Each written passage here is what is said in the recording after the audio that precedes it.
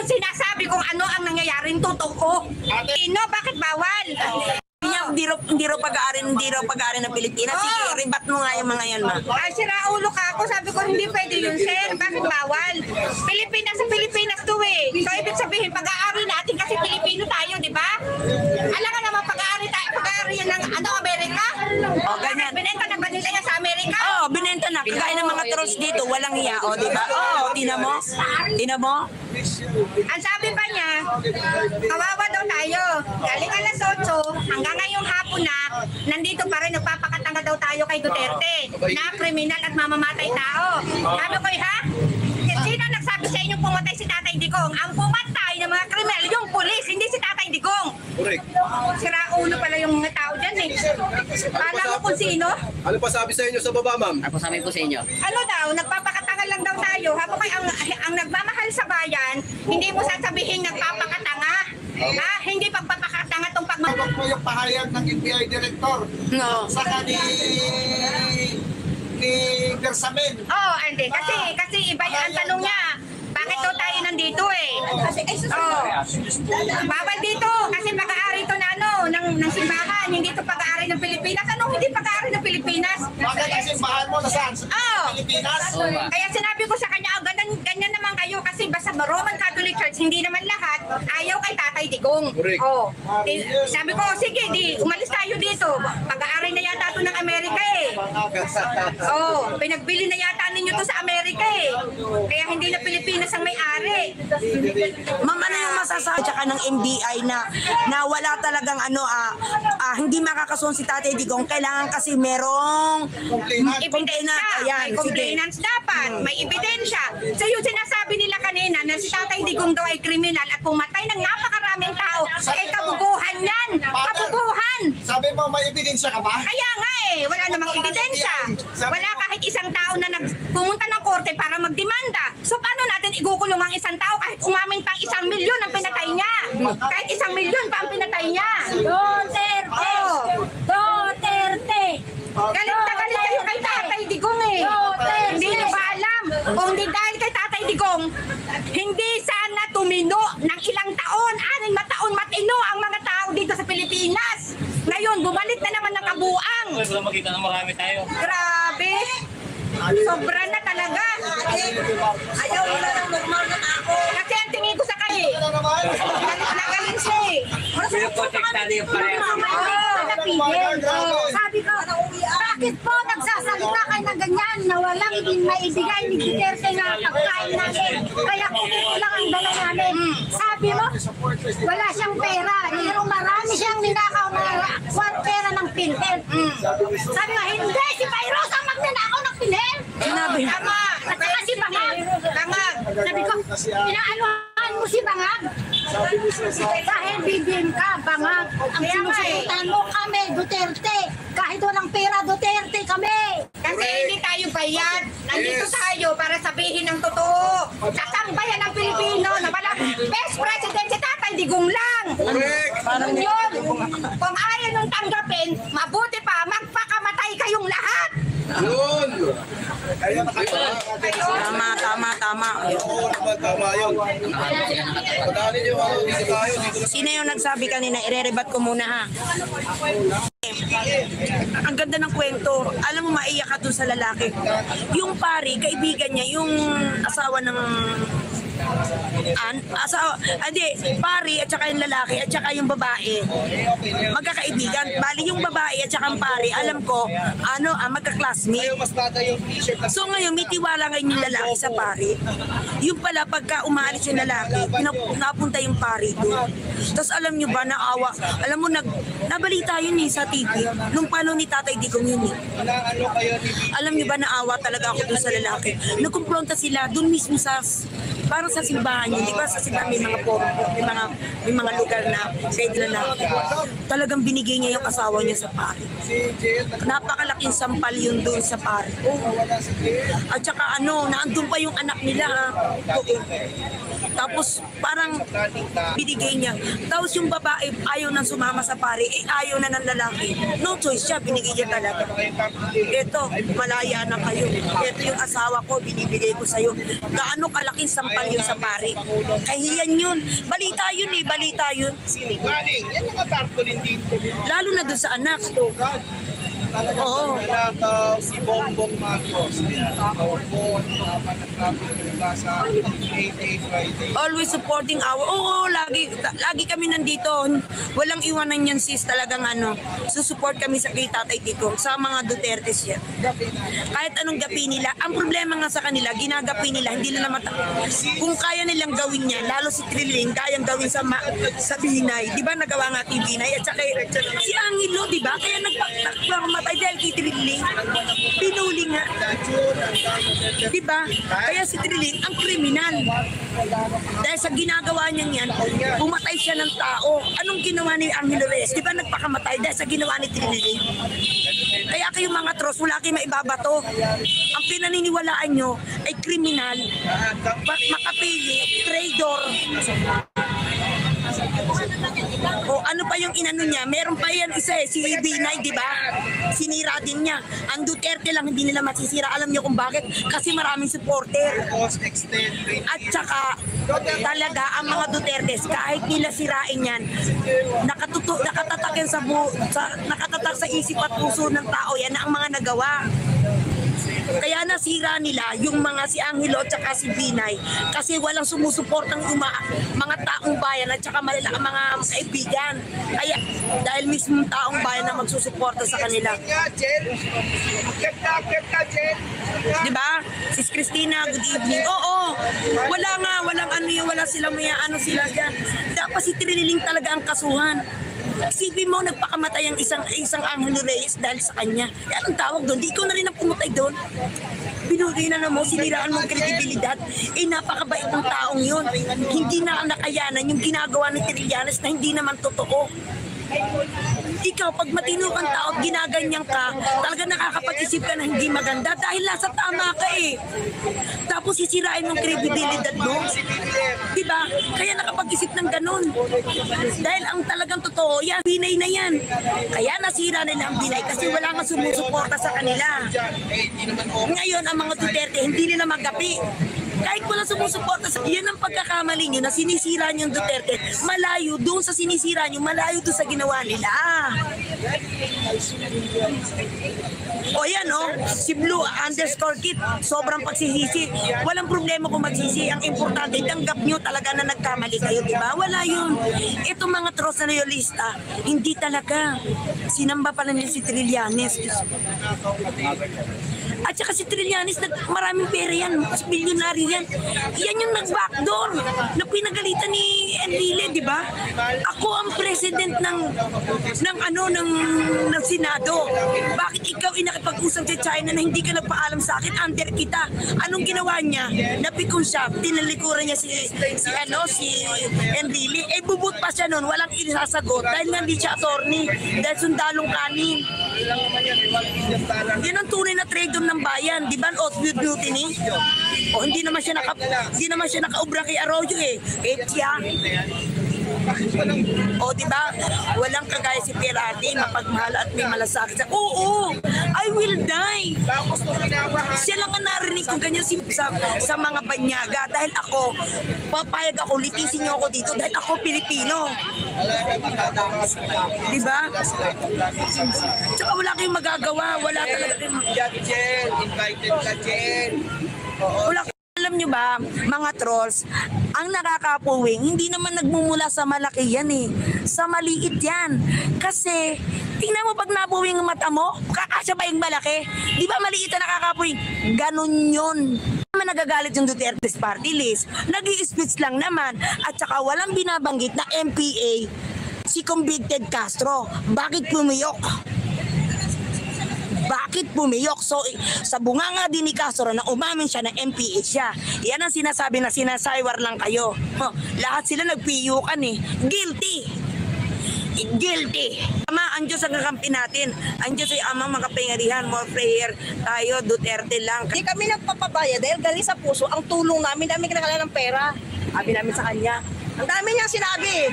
Kung totoo mang pari Alagad na simbahan yan ha? Alagad na simbahan ha? Kung totoo mang pari siya, dapat hindi siya ganun mananalita. Dapat ang pananalita niya, kung gaano magsalita ang Panginoon. Wala eh. Kung, halimbawa, kung pare man talaga siya, hindi siya pare para sa akin. Binastos pa kayo eh, no? Pinastos pa kami, hindi siya pare. Pero hindi kami sure kung pare siya kasi hindi naman sila pakilala na pare siya. I don't know. Ay kahit na, pero alagad pa rin ng simbahan. Nasa, yun ang pinag-usapan doon. Ayan. Nandiyan sa simbahan. Hindi pa hinog eh. Hindi nga eh. Hindi pa hinog Ang eh. tanong ko lang ganito, no?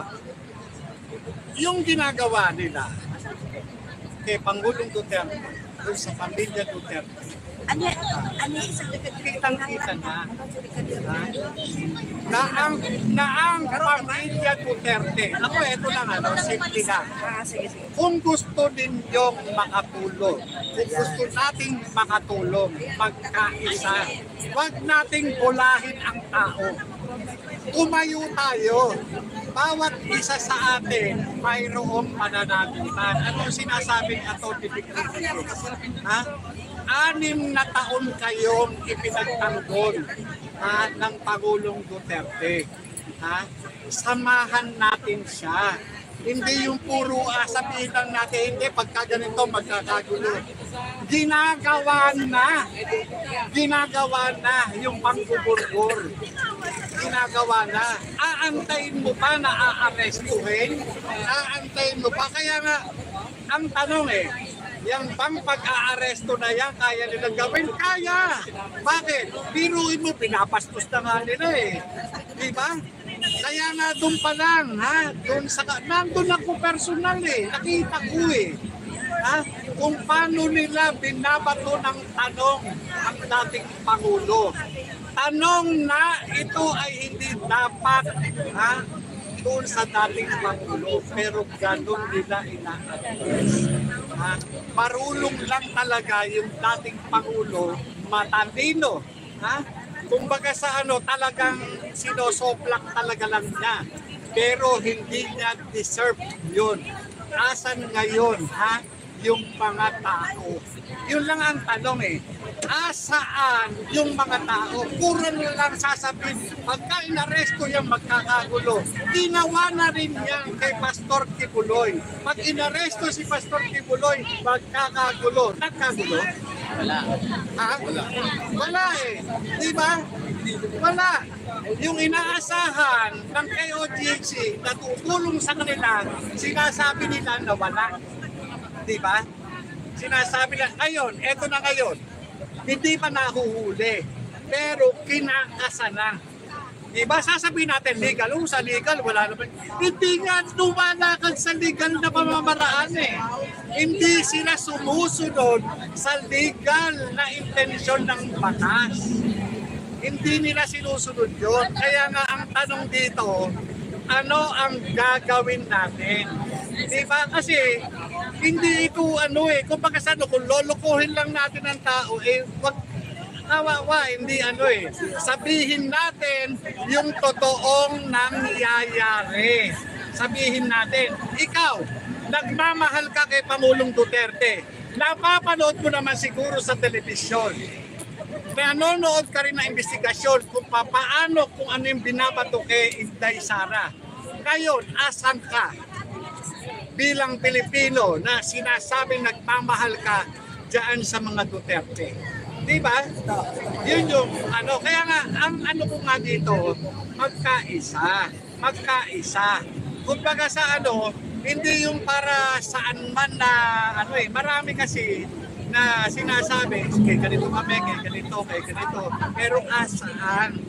Diba? Yun lang sa akin. Kaya sa akin naman yung ko doon kay Sir Jonathan, na niya yung nasaan kayo ngayon, mga Duterte.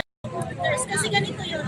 Kung kailan siya ikulong ng mga buhayang nandito sa Congress, kaya nasaan kayo? Masama sa loob ko na sabihin ko narinig ko sa kanila na ganito. Nasaan ang mga Pilipinong supporters ni Pangulong Duterte na nagmamahal sa kanya? Sabihin nyo, sa social media, ang sikat-sikat nyo, magpasikat kayo, magpakulong kami. Hanggang hanggang kamatayan. Kaya namin yan, labanan nyo na hindi lang makakasuhan sa Pangulong Duterte. Ngayon, nasaan kayo? Hindi lang ito mga lang to, mga Duterte vloggers. Kaya ang hirap ng ganun. Kaya ganito, manawagan ko sa sulit Duterte pa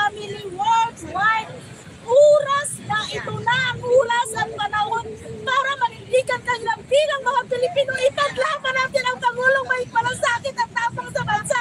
Oras na umpisahan na ngayong araw na ito. O kailan man kasi ang bansang Pilipinas ay halos iganyan ang nanganganas nakaupong.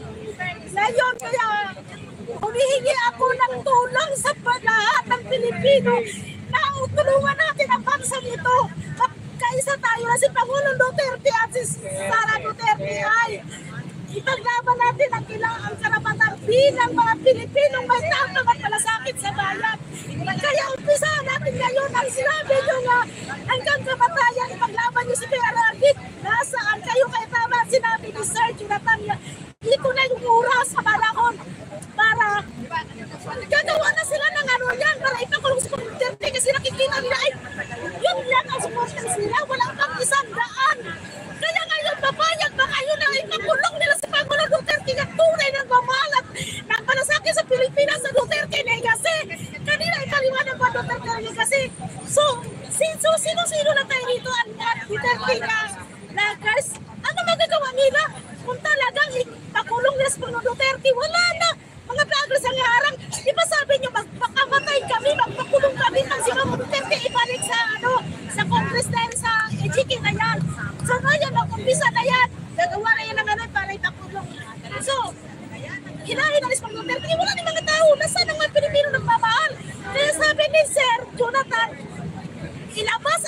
ilabas na yung mga tao, lumabas na yung mga Pilipinong totoong nagmamahal kay Pangulong Duterte para ipaglaban natin ang mga Duterte family, lalo kasi BP Sara ng inapili na, lalo na si Pangulong Duterte nga, tunay na nagmamahal ng malasakit sa bayan. Bakit kinagat na ng mga, ano na yan, nakaupong mga buhaya? Buhaya, alam mo ko bakit? Bakit matakot kayo na walang permit? Ako, sinabi ko, kahit walang permit, magpakulong ako kapag huhuli sa akin. Hindi ako papayag na si Pangulong Duterte gaganyanin nila.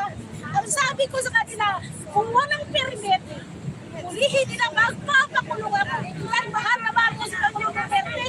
Hindi ako matakot kahit walang permit. Halimbawa, mayroon sasama dyan, no? Kahit walang permit, lumabag-laban natin sila. Dahil sila ba, naaba sila, may karapatan tayo dahil tayo ang mga Pilipino. Di ba sabi nga ni Pangulong Duterte? Ang sabi ni Pangulong Duterte, utusan lang yan sila, tayo ang nagpapasahod sa kanino. Kaya dapat gawin natin ang tama. Ay maglaban natin. Kung gusto lang, patayin nila tayo, papayag tayo dahil mahal natin ang bansang Pilipinas. Ngayon pa lang parang pinapatay na nila ang mga Pilipino. Unti-unti, yun na.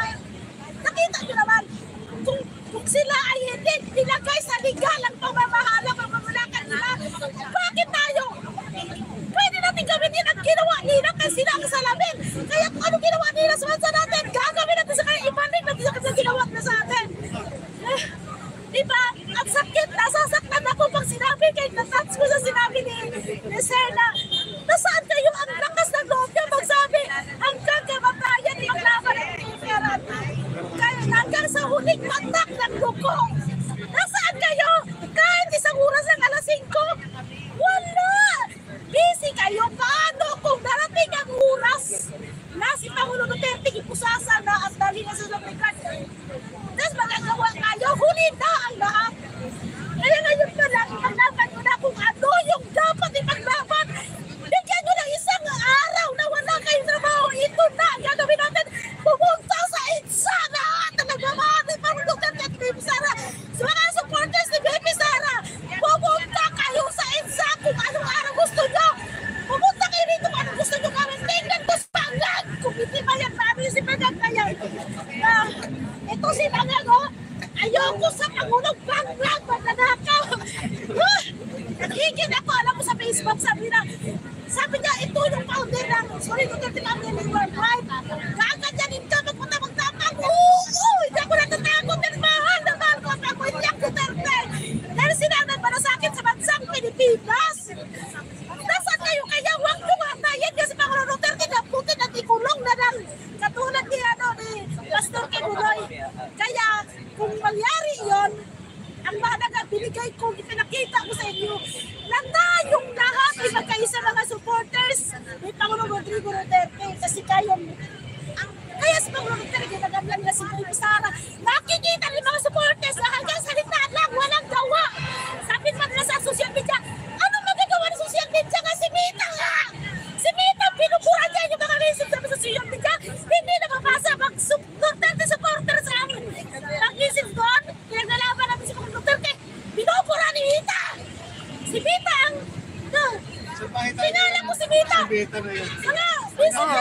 bangag eh. Napansin ko po, May kalalagyan din yung mga bangag na yan, Tros. Tuwan-tuwa pang Tros. Kapal na mukha ng mga Tros, sarap isumpa. 500 na yun, nawala ang 400, isang daan lang binigay niya. Sabi niya, ano magkulangan ng kita? Sabi ko, hindi naman kulangan. Kamayang siya kay BBM sa matalang noon. Pag si Pangulong Duterte pa ang presidente, kakampi ng mga Facebook. Ngayon, dahil si Pangulong, babayo na siya. Kaya ngayon, ito na lang huli ang sabihin ko.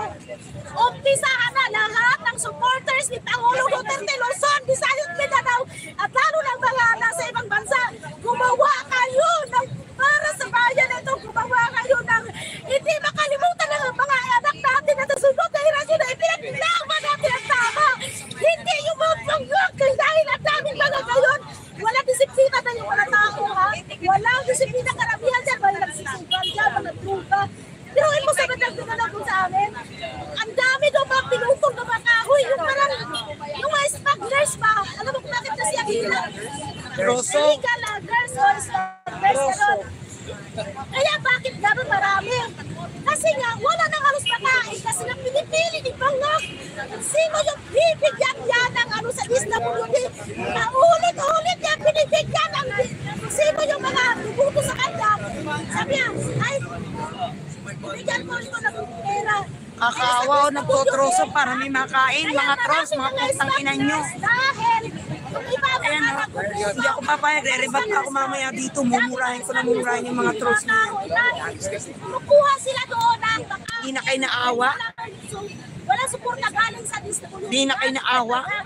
So ganito, bakit nagagawa nila yun? Dahil itong si Bangak, pinipili lang doon sa DSWD, banda doon